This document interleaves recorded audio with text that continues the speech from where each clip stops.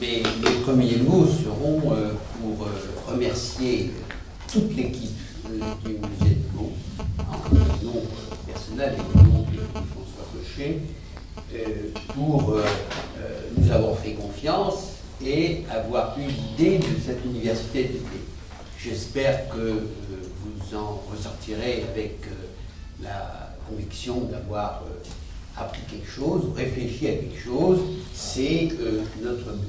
Je me permets également de m'associer aux paroles de Michel Rouget concernant Florence Caillé, qui a été la cheville ouvrière de cette université d'été et qui nous a constamment aidés dans toute cette aventure. Alors, je ne suis pas natif d'Arras et je ne serai pas aussi lyrique que les musiciens, le chanteur et le musicien qui viennent de parler, et ce que je dirai vous apparaîtra très banal parce que vous êtes tous très bien informés, mais au fond, la première intervention est un peu destinée à mettre un cadre général. C'est ce que je voudrais faire dans les 45 minutes qui viennent. Le 1er janvier 1914, Sir Frank Bertie, ambassadeur de Grande-Bretagne, présente les vœux du corps diplomatique au président de la République. Voici ces mots. L'année qui vient de s'écouler a vu se rétablir la paix, à cause des guerres balkaniques, etc. Et tout nous permet d'espérer qu'elle ne sera plus troublée dans l'année qui commence. Alors, il y a eu bien d'autres prophéties malheureuses dans l'histoire, mais mon propos est de poser la question, les questions, pourquoi, comment, la guerre. Ce qui sera articulé en 3 questions différentes. La première, pourquoi un siècle de paix débouche-t-il sur la Grande Guerre? Deuxième question, la guerre de 1914-1918 était-elle inéluctable? Et la troisième question est tout simplement, pourquoi est-ce que la crise de juillet 1914 enclenche-t-elle une logique de guerre? Je fais une très minuscule parenthèse pour signaler tout de même que si Frank Bertie a fait une prophétie malheureuse, le musée de Meaux, lui, a tapé juste en faisant en sorte que cette université d'été se passe aujourd'hui et demain, alors que, sans qu'on aille chercher quelque analogie que ce soit, on soit en plein scénario de début de guerre. Et par conséquent, on voit comment il peut y avoir des guerres évitables, des guerres excusables, des guerres inévitables, et comment se font les logiques de guerre. Nous avons, de ce point de vue-là, une chance extraordinaire, sans pour autant qu'il n'y ait aucune analogie qu'on puisse faire de ce point de vue-là, mais c'est tout de même tout à fait impressionnant. Alors, pourquoi un siècle de paix débouche-t-il sur la Grande Guerre? On dit généralement que le XXe siècle, c'est le siècle de la guerre, et qu'on oppose au siècle de la paix. C'est l'évidence pour le XXe siècle. On connaît toute forme de guerre. Les guerres mondiales, les guerres coloniales, les guerres de décolonisation, les petites guerres, les guerres limitées, la guerre froide, etc., etc. On n'a jamais vu au cours des siècles une telle accumulation, une telle variété de conflits. À première vue, le XIXe siècle, de 1815 à 1914, est un siècle de paix. On a même dit, il y a une expression, c'est la paix de 100 ans. Et c'est vrai qu'en 1815, l'objectif du congrès de Vienne, c'est de ramener la paix et la stabilité en Europe. Toute initiative qui aboutirait à modifier quoi que ce soit est immédiatement réprimée et on fait en sorte que ça n'aboutisse à ne rien bousculer. Mais tout de même, il faut regarder les choses d'un peu plus près. Si l'on en croit Jules Michelet, qui écrit en contemporain, le XIXe siècle est un siècle terrible, qui l'oppose au XVIIIe siècle, lui, pacifique. Et je cite Michelet, « Jamais la mort n'a eu de tel triomphe sur le globe. » Il en impute la responsabilité à ce qu'il appelle les grandes machines, l'usine et la caserne. Et de fait, quand on y regarde un peu plus près, au XIXe siècle aussi, on a une accumulation de faits guerriers.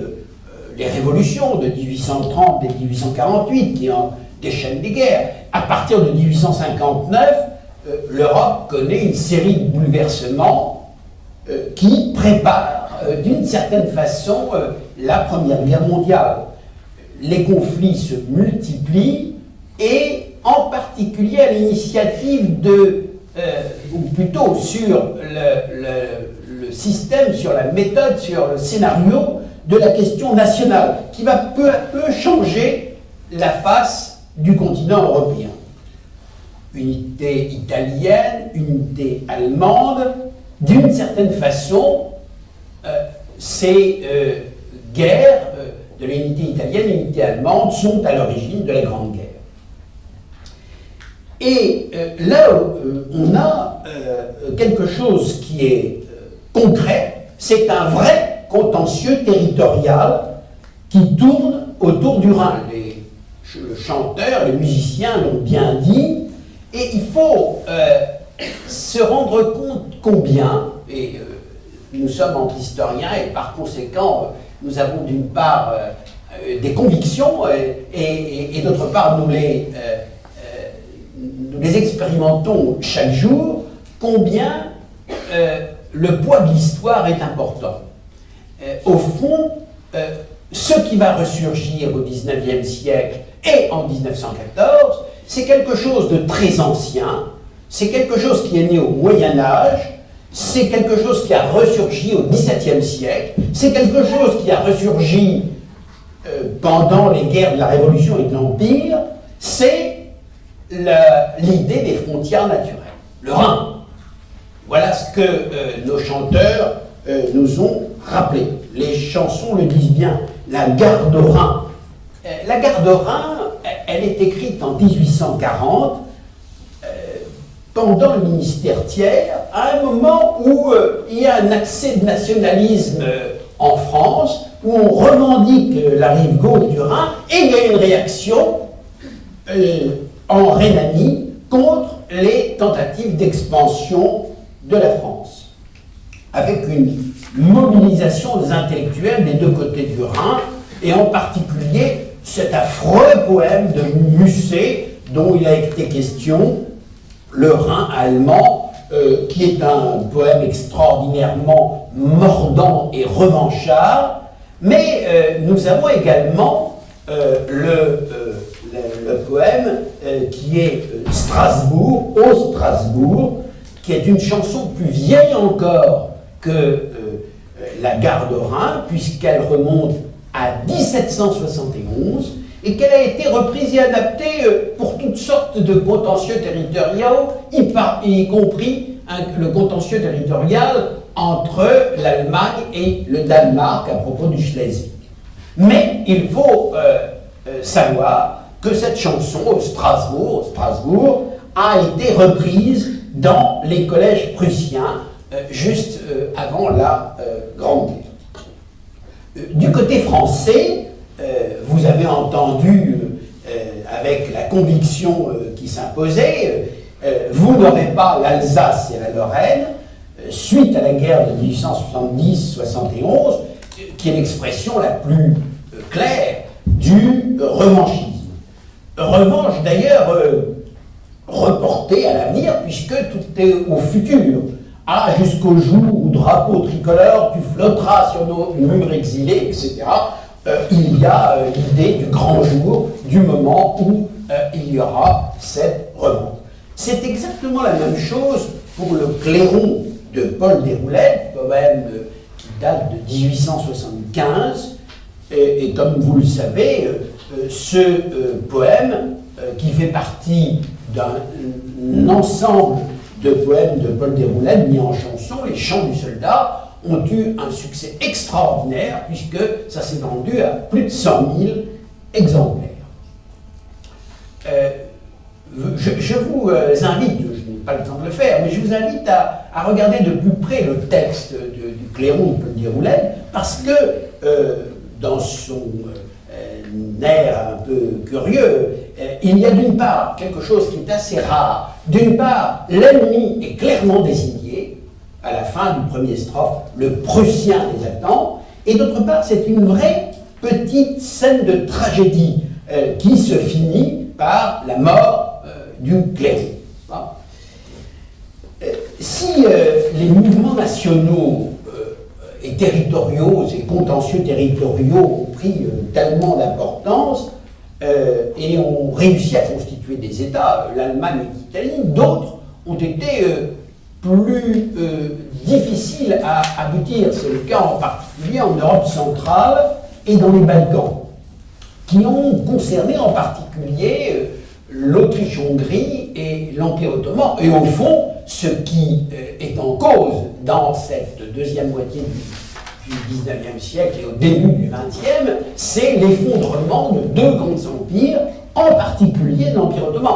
Il faut bien se rappeler que l'Empire ottoman, dans sa plus grande expansion territoriale au XVIe siècle, allait jusqu'aux portes de Vienne, puisque Vienne a été assiégée, et qu'à ce moment-là, l'Empire ottoman s'étendait du Bosphore et au-delà, jusque dans la Méditerranée, jusque en Europe centrale.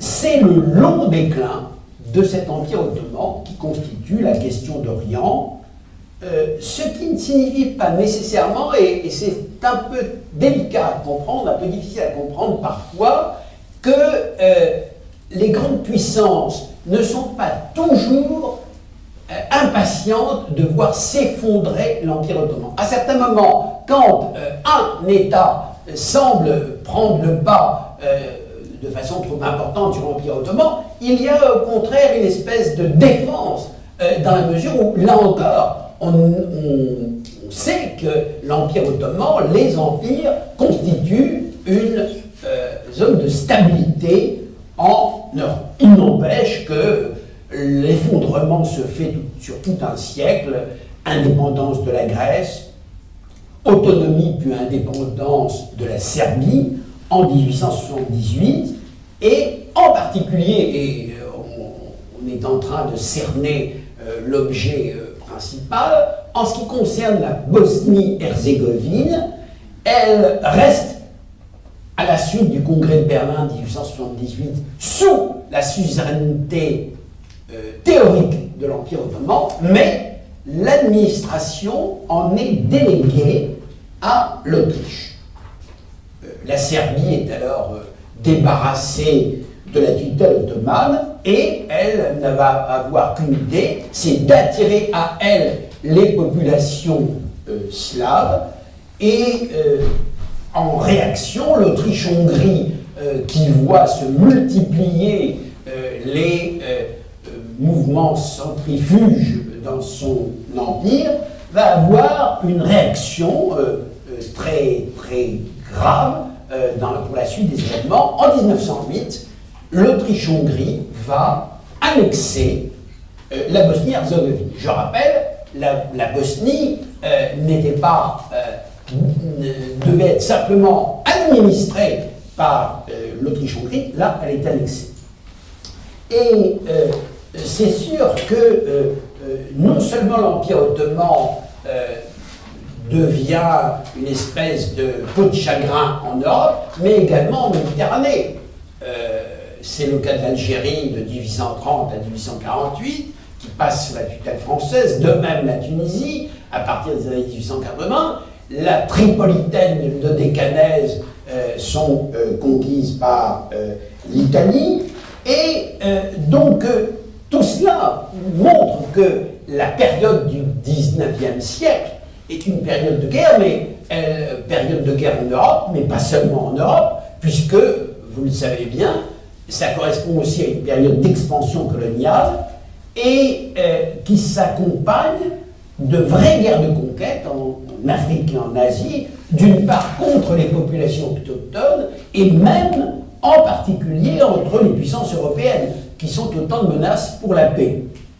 Par exemple, entre la France et la Grande-Bretagne, au moment de la crise de Fashoda en 1898, une vraie crise qui aurait pu déboucher sur une guerre franco-britannique, parce que de chaque côté, du côté français comme du côté britannique, les nationalistes sont à cran et on le voit très bien lorsque le capitaine Marchand est obligé de céder et de revenir en France, il est accueilli de façon enthousiaste, comme si c'était un héros. De même pour le vainqueur, le général Kitchener, qui devient véritablement un personnage éminent en Grande-Bretagne. C'est dire le nationalisme qui accompagnait ces conquêtes coloniales. Mais, bien entendu, il y a aussi les crises marocaines, 1905 et 1911.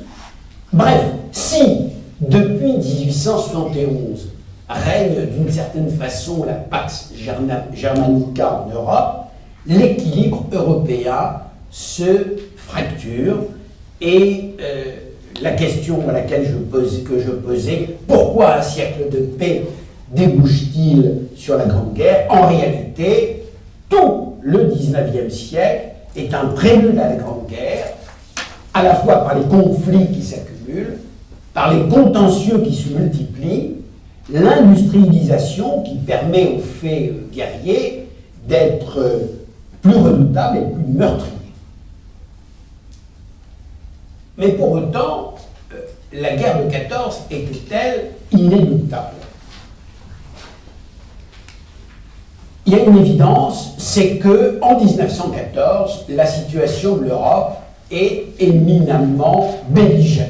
Alors, je ne vais pas reprendre toutes les causes possibles, mais enfin, je voudrais tout de même pointer du doigt un certain nombre d'entre elles: les rivalités nationales, la formation des blocs de puissance, la course aux armements, la conviction qu'une guerre va éclater, le développement des tendances nationalistes, les rivalités économiques. Bref, la coupe est pleine et on se demande pourquoi la guerre n'a pas éclaté avant. Mais reprenons les points.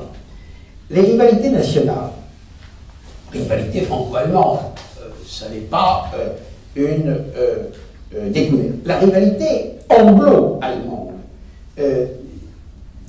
cette rivalité anglo-allemande est plus curieuse que prévu, parce qu'il y a, comme vous le savez, des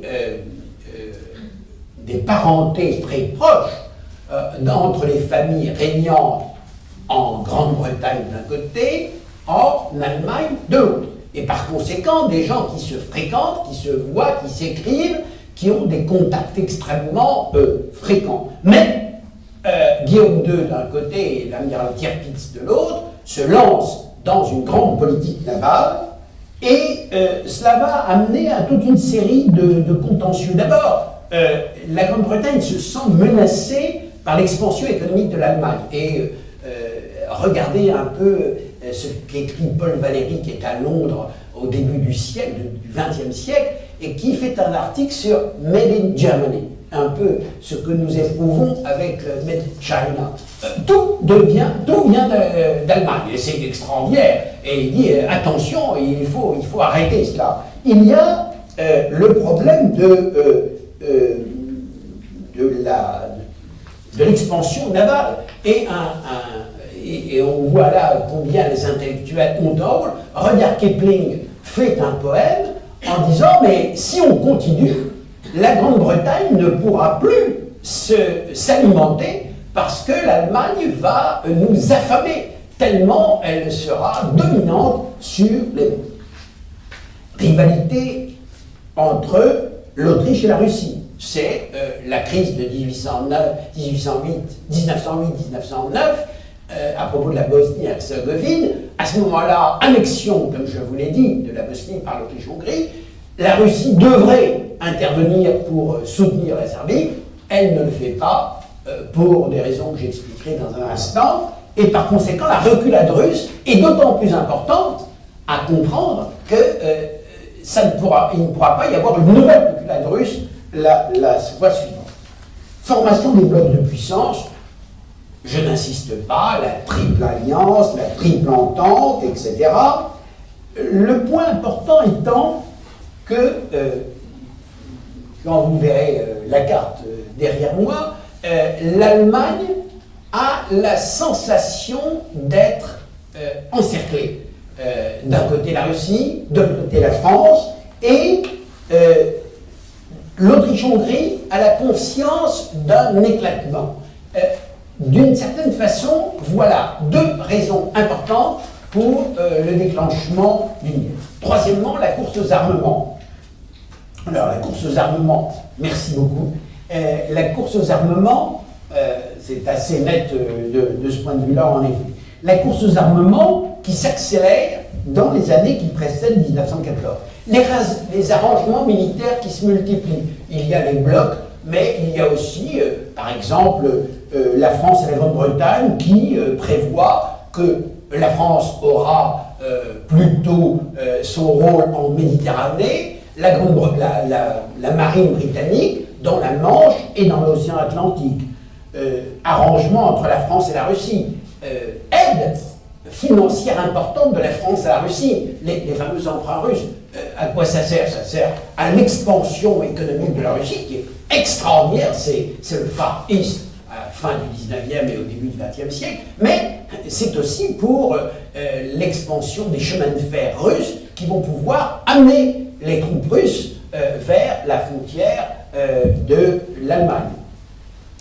Les bruits de guerre qui se multiplient avec des décisions, augmentation des effectifs allemands, loi de 3 ans en France, ce qui renforce l'armée de caserne, et qui a été illustrée par cette chanson avec Bidas. Soyons bien nets de ce point de vue-là.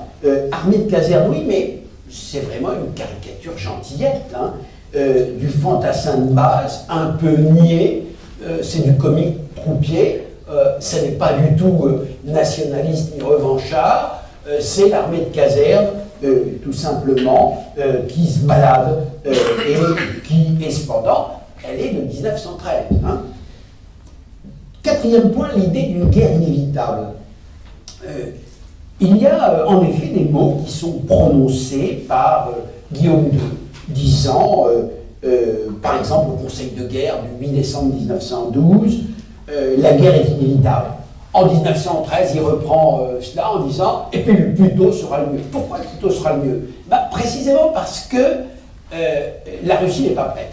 La Russie n'est pas prête parce que la Russie a, en 1904-1905, eu à subir une guerre dont elle est ressortie bien frappée, bien faible, et il y a eu la révolution de 1905. Donc elle est tout juste en train de récupérer, et elle ne sera vraiment en état de faire une guerre que 2 ou 3 ans plus tard. Par conséquent, le plus tôt sera le mieux si une guerre doit avoir lieu. Développement des tendances nationalistes partout en Europe, c'est le cas en Italie, avec par exemple le mouvement futuriste, les fameux poèmes de Marinetti, publiés dans la presse française d'ailleurs. La guerre est une hygiène de vie. Nous voulons la guerre, nous voulons la violence.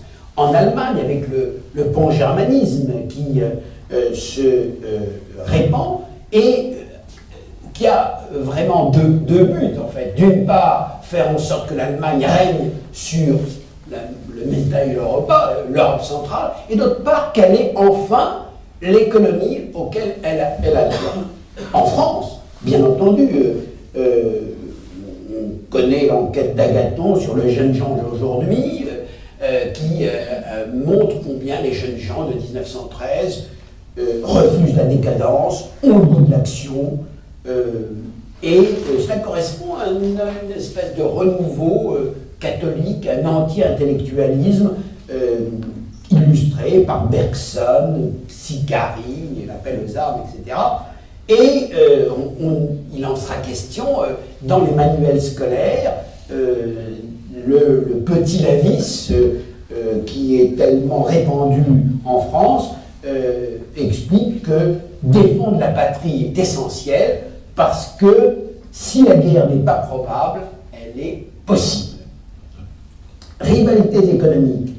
À la veille de 1914, les rivalités sont de plus en plus âpres. Les différents pays européens avaient eu tendance, avaient eu l'occasion de coopérer dans des grands consortiums financiers et économiques pour développer, par exemple, la Turquie, l'Empire ottoman, les chemins de fer là-bas, etc.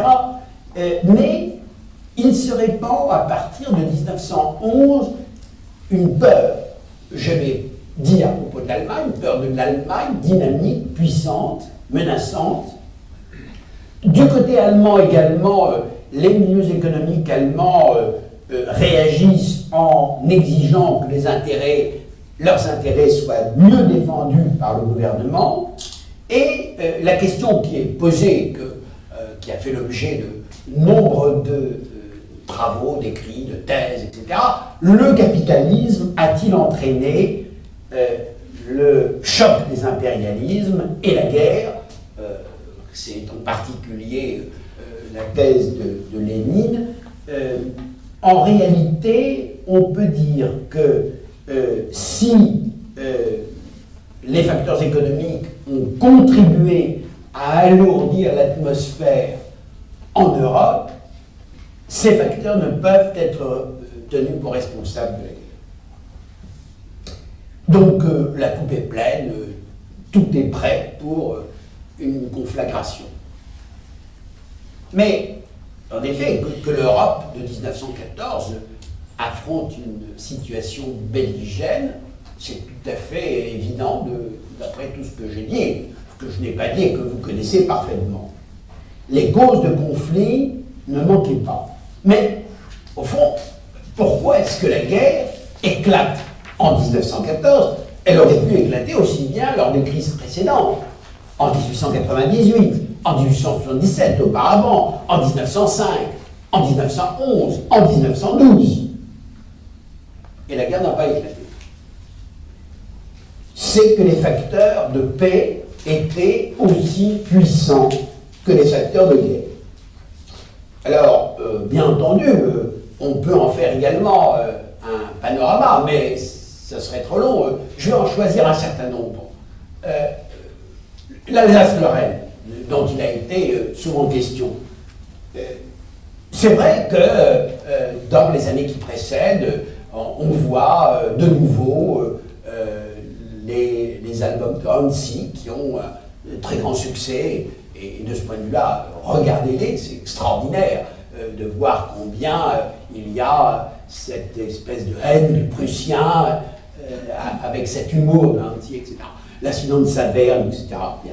La statue de Strasbourg, place de la Concorde, à laquelle on va rendre hommage parce qu'elle est volée, etc. Mais la France fait-elle la guerre pour récupérer les deux provinces annexées? Eh bien, non. En 1914, cette question a cessé d'être vraiment contentieuse. Ça n'est plus un casus belli. À la veille de la guerre, les rapports de préfets montrent que l'opinion publique, dans plusieurs départements, ne mentionne même pas l'Alsace-Lorraine parmi les griefs qu'on peut faire à l'Allemagne. Il y a une certaine différence, pas partout, mais dans un certain nombre de départements. Et du côté alsacien, ce qui est intéressant, c'est que c'est plutôt la résignation plutôt que la revendication, ou plutôt le refuge sur l'identité alsacienne que l'on peut lire, que l'on peut illustrer par une chanson qui dit « Français ne peut, Prussien ne veut, Alsacien suit ». Par conséquent, ce contentieux n'est pas vraiment une cause de guerre. Deuxième point, le système diplomatique.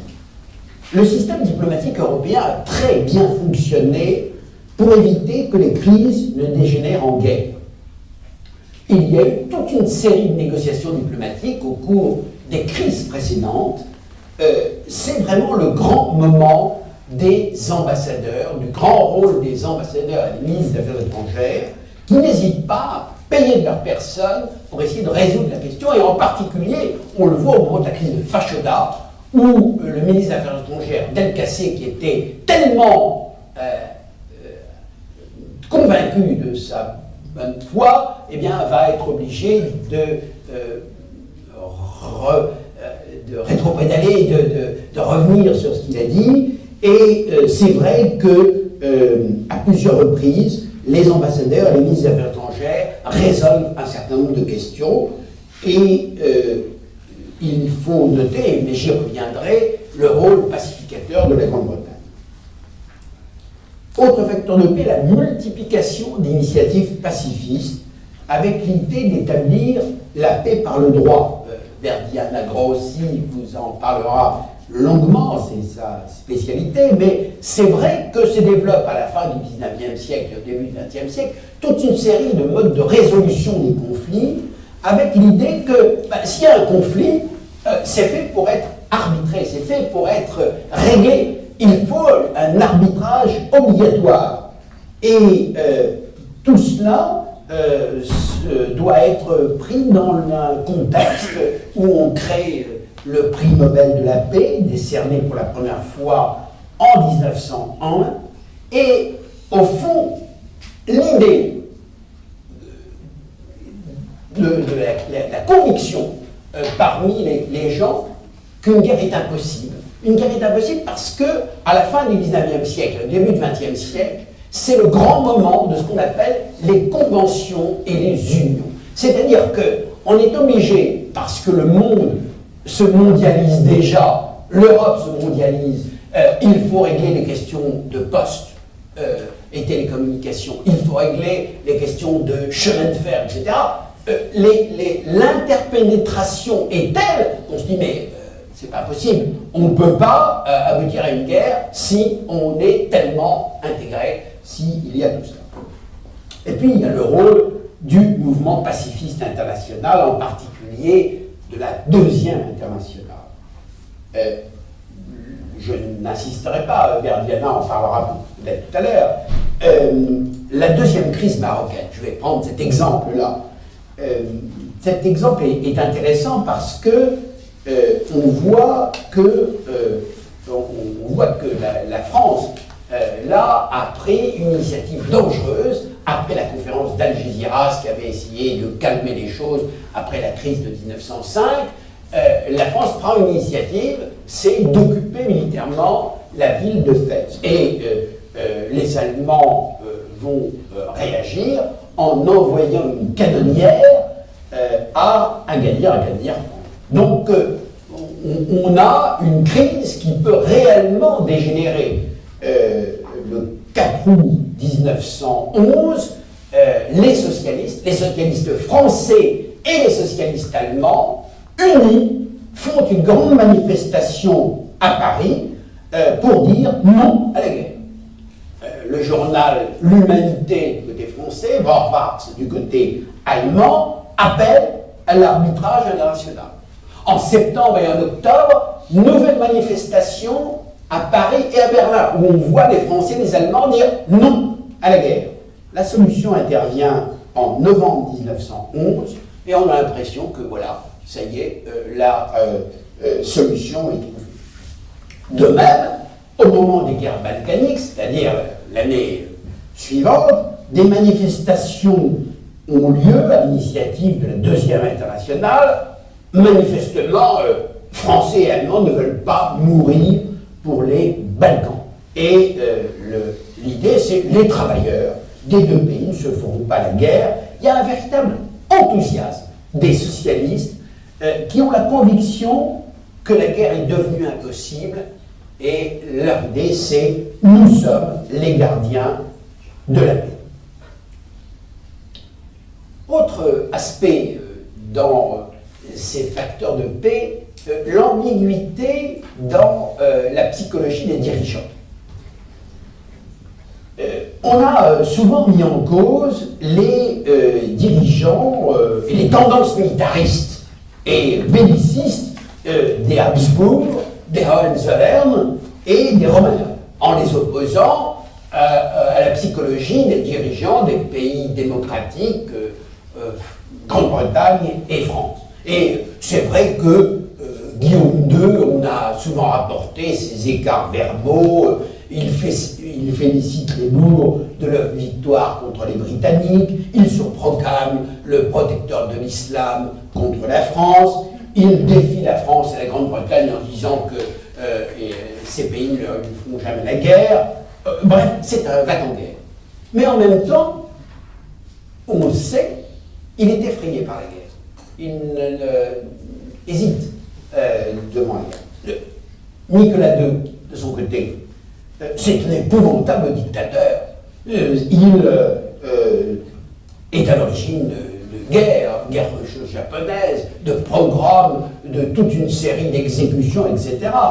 Mais en même temps, c'est lui qui est à l'origine des conférences de La Haye, n'est-ce pas, en 1899 et 1907.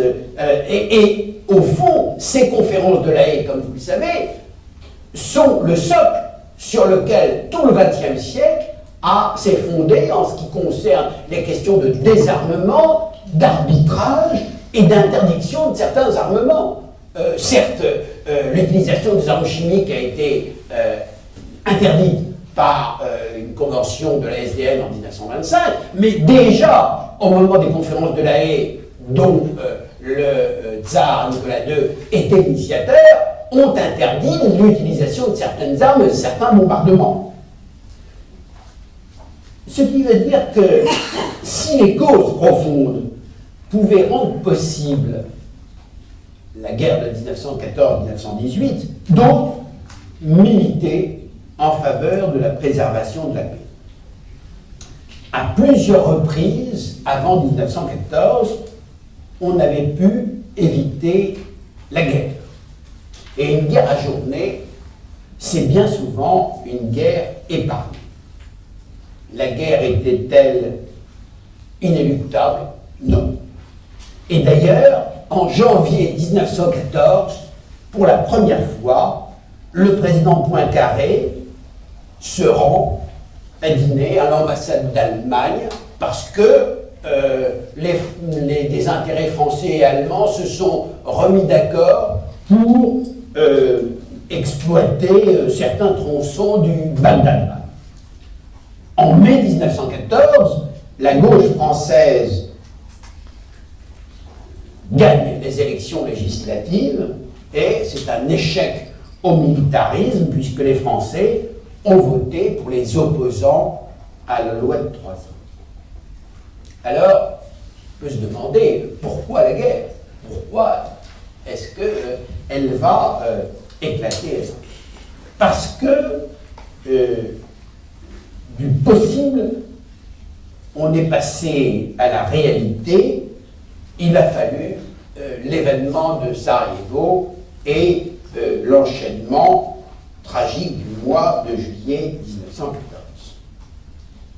Il ne faut pas oublier en effet qu'entre l'assassinat de François Ferdinand le 28 juin et le déclenchement de la guerre, un mois s'écoule, et encore une fois, la guerre aurait très bien pu ne pas éclater à ce moment-là. Alors, pourquoi la crise de juillet 1914 enclenche-t-elle une logique de guerre? Voyons d'abord du côté de la triple alliance.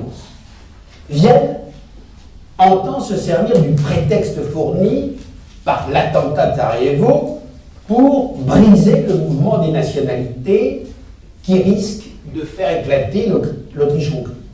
Au fond, ce qu'elle a dans l'esprit, c'est une expédition punitive, même, et de nouveau on est en pleine analogie possible, et les choses sont intéressantes à comparer. Ils n'ont à ce moment-là aucune preuve de l'implication de la Serbie dans l'attentat. Mais on va la prendre comme le coupable désigné. Le danger serbe, le danger serbe est mortel pour l'Autriche-Hongrie, et par conséquent, à la limite, seule, elle a une raison de faire la guerre. Mais le problème, c'est qu'elle ne peut pas faire la guerre seule, elle a besoin de l'appui de Berlin, qui est accordé au début du mois de juillet, mais accordé pour une guerre locale, localisée. Il n'empêche que le gouvernement autrichien va attendre le 23 juillet pour envoyer un ultimatum à la Serbie. Mais quel ultimatum? Un ultimatum en 10 points, dur et humiliant pour la Serbie, qui accepte l'ultimatum à la surprise générale, sauf un point où la Serbie dit on ne peut pas accepter que des inspecteurs autrichiens viennent, etc. etc. Évidemment, c'est une question de souveraineté nationale, mais la Serbie dit si nous n'acceptons pas ce point, nous souhaitons que ce soit soumis à un arbitrage. Vienne prend prétexte de cela et répond par la rupture des relations diplomatiques.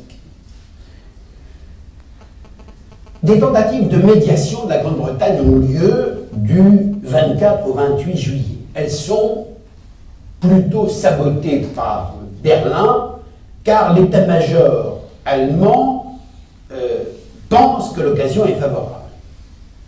Et le 28 juillet, l'Autriche-Hongrie déclare la guerre à la Serbie et la conséquence, c'est que la Russie déclenche une mobilisation partielle.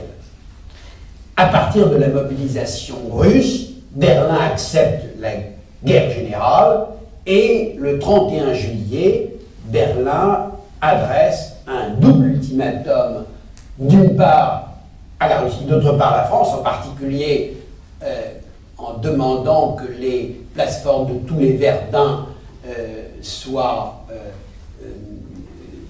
mises en état, ne soient pas mises en état de défense et soient laissées sans défense, ce qui est évidemment quelque chose d'excessif par rapport à ce qui pouvait être accepté par la France. Du coup, on peut dire d'une certaine façon que la décision de l'Allemagne de soutenir l'Autriche-Hongrie est une des explications de l'entrée en guerre. Du côté de l'Afrique plantante, la Grande-Bretagne, dont l'opinion est résolument pacifique, a multiplié les offres de médiation et fait preuve de réelles hésitations au point d'inquiéter ses alliés. D'un autre côté, la Grande-Bretagne ne pouvait pas accepter une hégémonie continentale de l'Allemagne appuyée en plus sur sa force navale. Les gouvernements russes et français étaient préoccupés d'obtenir la solidarité de la Grande-Bretagne, mais ils mettent beaucoup de temps à l'obtenir. Le 28 juillet encore, le ministre anglais des Affaires étrangères précise que la Grande-Bretagne ne veut pas être impliquée dans le différend austro-serbe. Finalement, c'est 24 heures avant la violation de la neutralité belge que la Grande-Bretagne se décide à entrer dans le conflit. Donc la Grande-Bretagne a voulu sauver la paix, mais sa médiation n'était pas assortie d'un ultimatum à l'Autriche-Hongrie et à l'Allemagne, et les Allemands n'ont pas cru. Ils n'ont pas cru que la Grande-Bretagne allait entrer en guerre. D'une certaine façon, la modération britannique a joué contre la paix. L'attitude de Paris et de Saint-Pétersbourg est également sujette à caution. La Russie, c'est très simple, sa position est claire. Si elle laisse écraser la Serbie, il y a eu déjà l'affaire de 1908, elle perd toute influence dans les Balkans.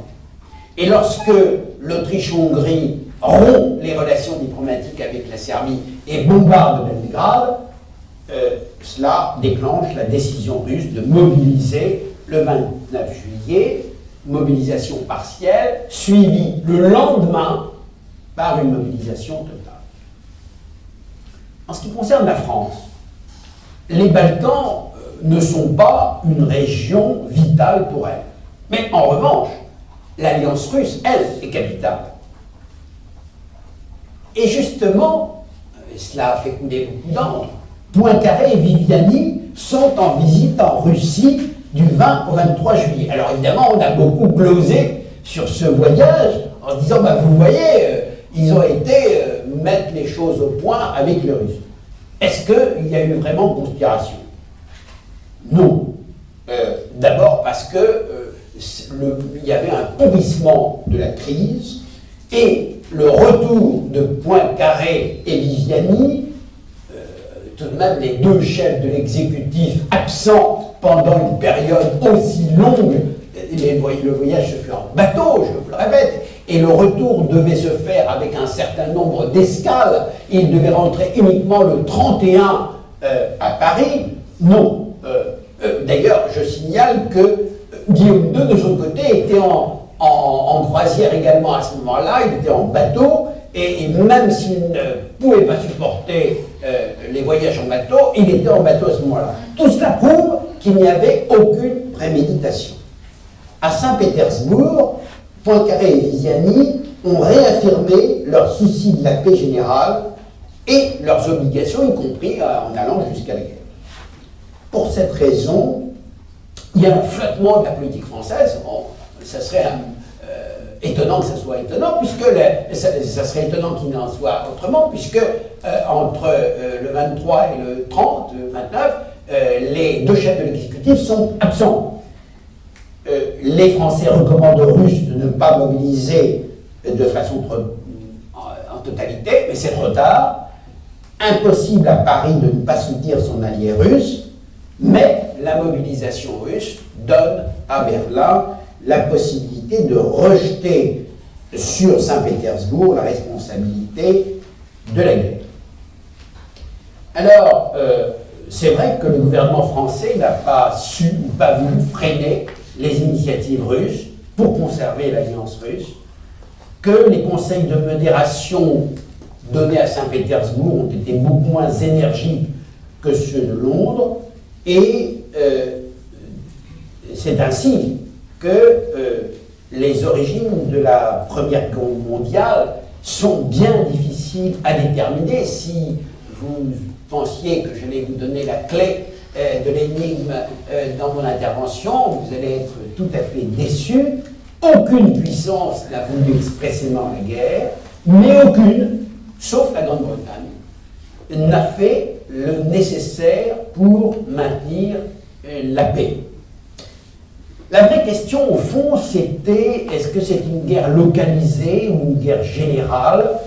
Eh bien, il est clair que c'est le fait que ce soit une guerre localisée qui a dégénéré en guerre générale qui est à l'origine de ce problème, et que là, il en sera question dans l'intervention de François Cochet et de son acolyte, il y aura évidemment un rôle des états-majors extrêmement important et de rôle des plans de mobilisation. Et c'est pour cela qu'on peut dire que les responsabilités sont partagées. Quant à l'opinion, pour terminer, elle est gagnée par le climat de guerre, y compris les socialistes et les syndicalistes.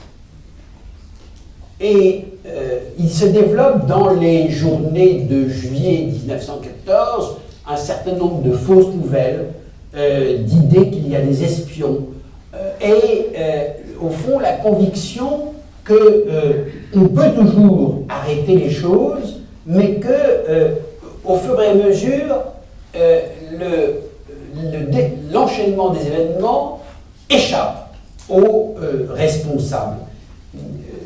Voyant où on en est, les responsables de la Deuxième Internationale convoquent une réunion du Bureau socialiste international à Bruxelles. Tous les grands noms du socialisme européen sont là, le 29 juillet, il y a un grand meeting au Cercle Royal, les dirigeants sont acclamés, Jean Jaurès est follement acclamé, et lorsque Jean Jaurès repart de Bruxelles le 29 juillet, il dit au leader socialiste belge Van de Vel, ce sera comme pour Agadir, il y aura des hauts et des bas, mais les choses ne peuvent pas ne pas s'arranger.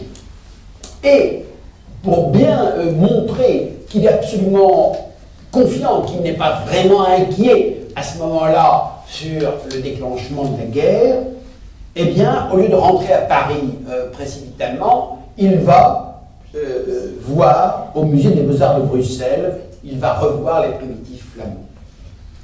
Le lendemain, à Paris, il règne à la fois une atmosphère d'été, le 30 et 31 juillet, mais en même temps une inquiétude parce qu'on a appris la mobilisation totale russe, les décisions de l'Allemagne.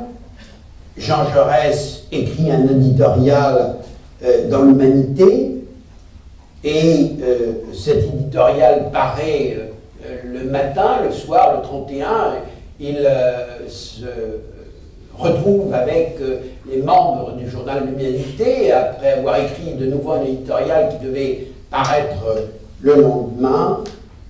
Il descend au Café du Croissant, et vous savez ce qui se passe. Et le lendemain, on a ce mot de Gustave Hervé, défense nationale d'abord. Ils ont assassiné Jaurès, nous n'assassinerons pas la France. Et la guerre a commencé. Merci.